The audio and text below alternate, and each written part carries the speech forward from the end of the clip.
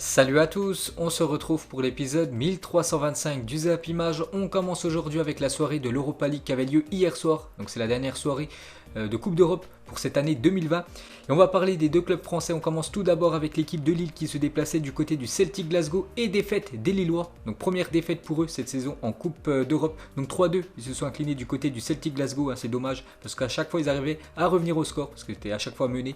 Mais voilà, ils s'inclinent du coup 3-2 du côté du Celtic. Et l'autre match dans le même groupe, c'est l'AC Milan qui s'est imposé du côté du Sparta Prague. Donc du coup, le classement final, l'AC Milan dépasse l'équipe de Lille et termine en première position de ce classement, de ce groupe H. Dommage pour Lille qui était très bien parti pour finir en première position. Du coup, AC Milan premier, Lille deuxième, le Sparta troisième et le Celtic Glasgow. Une victoire contre Lille hier termine en quatrième position. Ensuite, on va parler de l'autre équipe française engagée en Europa League. C'est l'équipe de Nice qui a une fois de plus déçu en Coupe d'Europe, que ce soit en championnat ou en Coupe d'Europe. C'est une catastrophe actuellement. Donc ils se sont inclinés 1-0 hier du côté de l'Israël.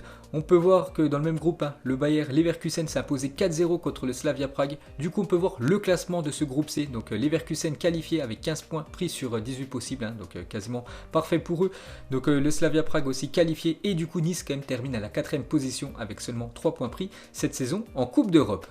Ensuite, on continue avec les autres résultats de la soirée d'hier. L'équipe de Arsenal s'est imposée 4-2 du côté de Dundalk. Donc, nouvelle victoire des Gunners. Eux, ça va très bien en Coupe d'Europe. En championnat, c'est une catastrophe. Ils sont quand même 15e de Première Ligue. Donc, on revient sur Nketiah, buteur hier.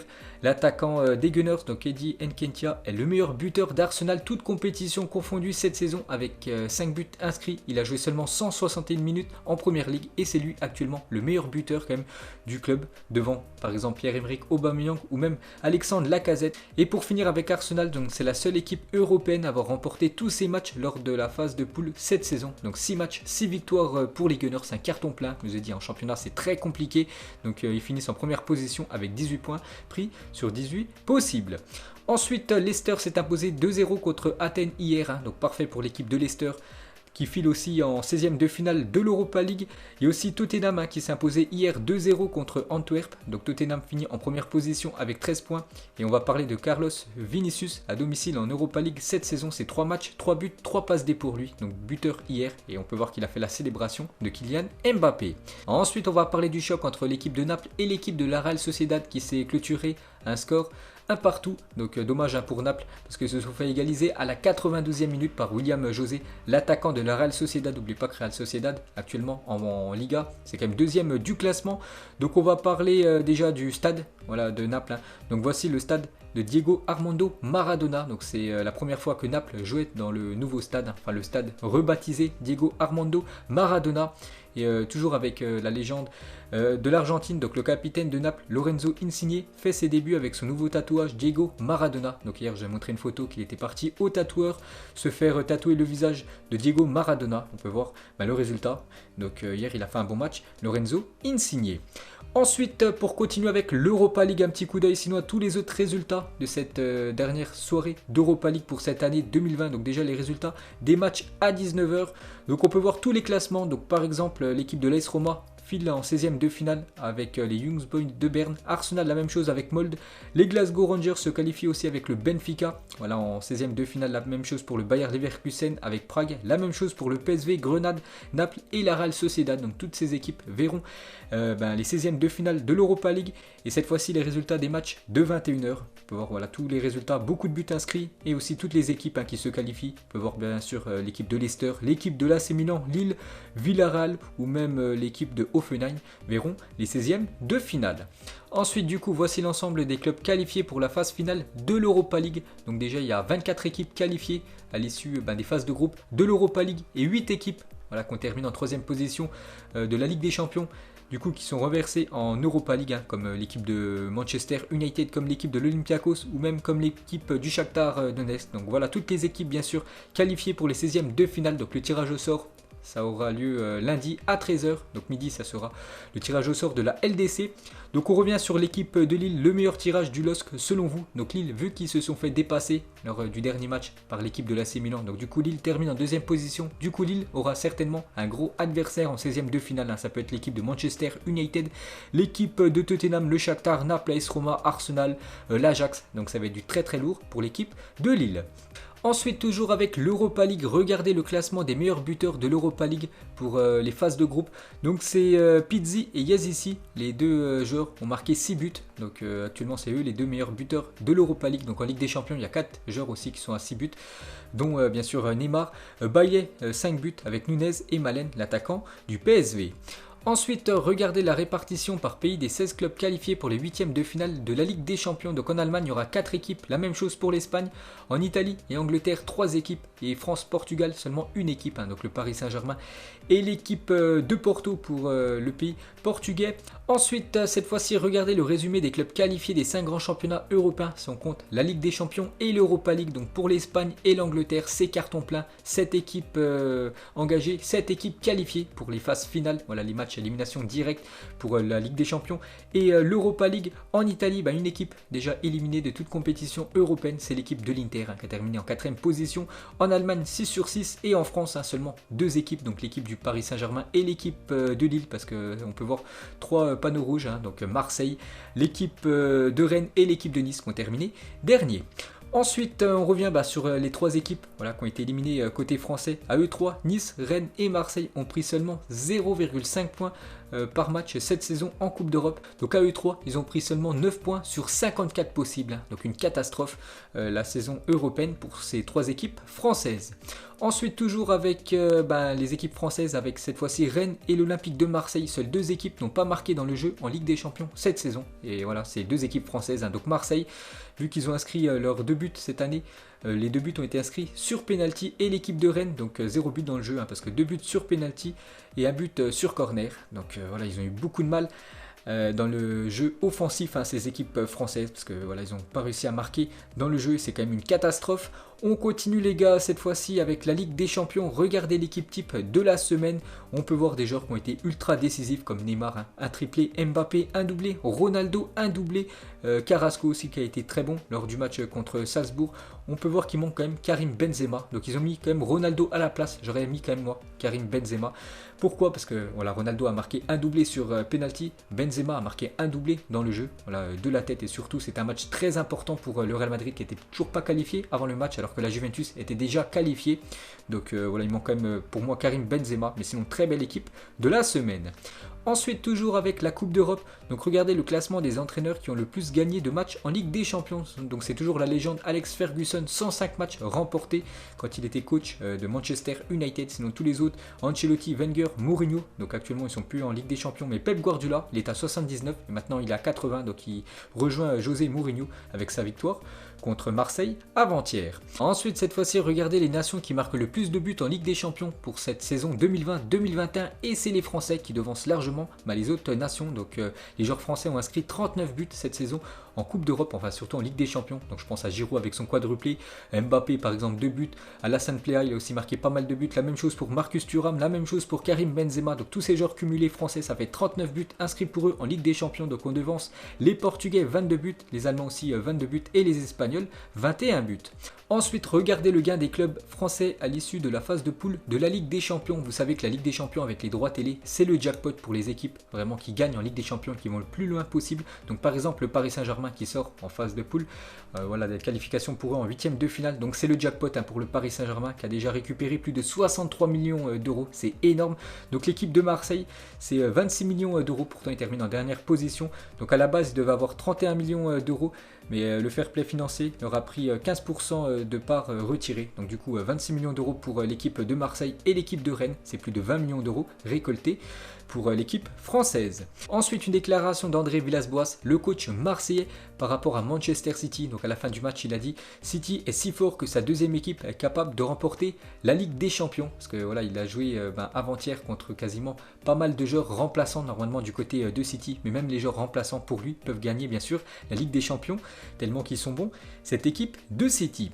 Ensuite, toujours avec l'Olympique de Marseille, donc un début d'année 2021 chargé et surtout costaud pour cette équipe de Marseille. Donc maintenant, ils vont pouvoir se concentrer à 100% sur le championnat, vu que la Coupe d'Europe c'est fini.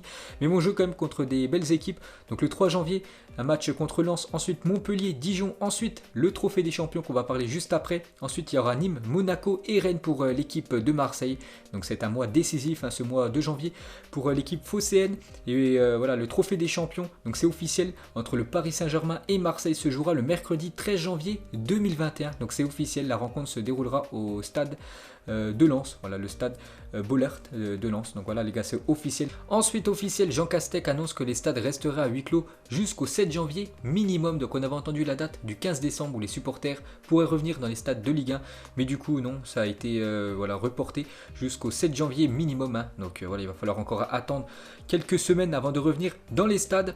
Ensuite on va parler du Paris Saint-Germain, donc une formule à trouver cette saison, toutes compétitions confondues. Donc c'est 19 matchs disputés par le PSG et c'est quand même 19-11 de départ différents. C'est vrai que Thomas Tuchel n'a jamais mis le même 11 pour 2 matchs cette saison. Donc voilà une petite info sur le Paris Saint-Germain. On continue avec le PSG et Neymar qui a posté cette photo hier sur son compte Twitter.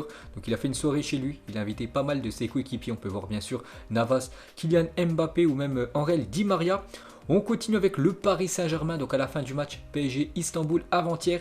Donc un journaliste a posé une question à Nasser, le président du Paris Saint-Germain, par rapport à la rumeur Léo Messi. Donc il a dit Messi, voilà ce qui pourrait venir du côté du Paris Saint-Germain. Donc Nasser il a dit Messi peut-être, mais j'attends, je ne sais pas. Donc il a dit Messi au Paris Saint-Germain, vous savez on respecte tous les autres clubs. Pour moi Messi est un joueur du FC Barcelone, on respecte le Barça. On ne peut pas parler de ça aujourd'hui. Mais bien sûr, n'oubliez pas que le Paris Saint-Germain est énormément intéressé par Léo Messi.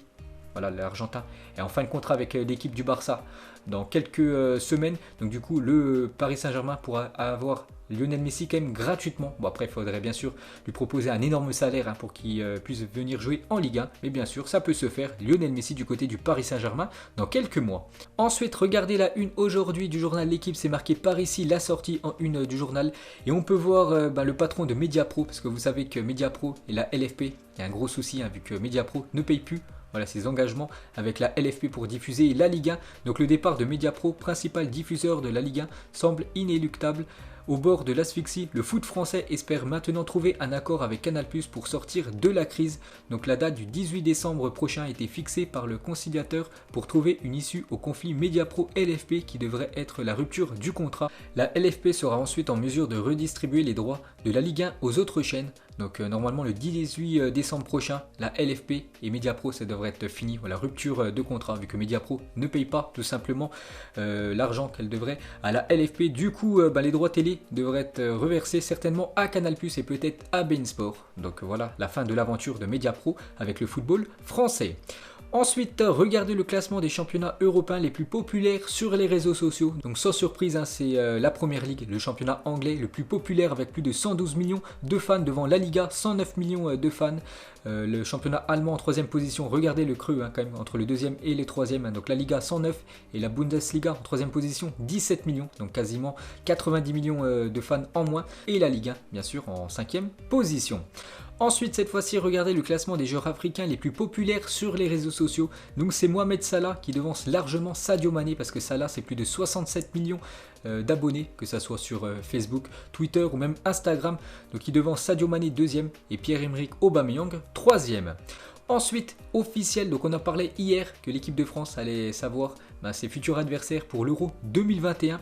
Donc voici le tirage au sort de l'équipe de France Espoir pour l'Euro. Donc ça sera la Russie, le Danemark et l'Islande. Donc un groupe très abordable pour les Français. Donc on peut dire qu'ils ont eu de la chance parce qu'ils évitent comme le Portugal qu'ils auraient pu rencontrer, la Croatie, une très bonne équipe, ou même la Suisse. Voilà, parce qu'ils étaient en ballottage avec la Suisse lors des phases de groupe. Donc du coup ça sera la Russie, Danemark et l'Islande. Donc bonne nouvelle pour les Français.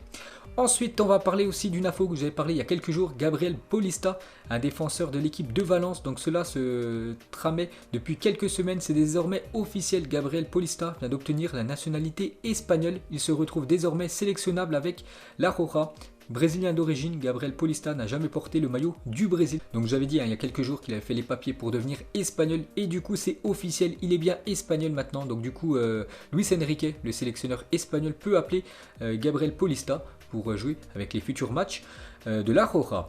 Ensuite officiel, Matteo Lahoz sera l'arbitre du derby demain entre l'équipe du Real Madrid et l'équipe de l'Atlético Madrid. Donc demain à 21h, énorme choc parce que l'Atlético cette année c'est costaud, c'est quand même leader.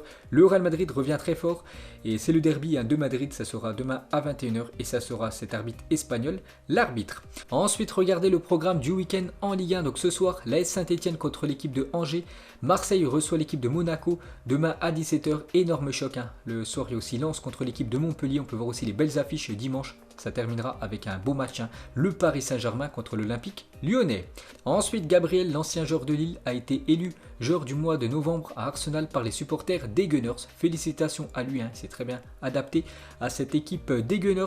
Ensuite, voici plus de détails sur le maillot extérieur du Real Madrid 2021-2022 qui sera directement inspiré du troisième maillot de la saison 1998-1999. Donc il ressemble à ça déjà, l'ancien maillot du Real Madrid dans les années 98.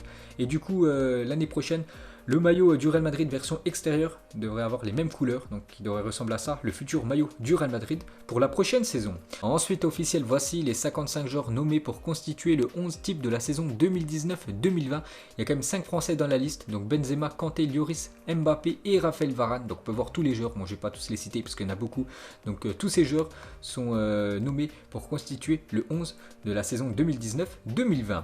Ensuite on va parler de l'équipe de Vissel Kobe, une équipe au Japon, l'équipe de Andrés Iniesta qui se qualifie pour les demi-finales de la Ligue des Champions asiatiques. Donc félicitations à son équipe, Vissel Kobe, et bien sûr félicitations à l'Espagnol.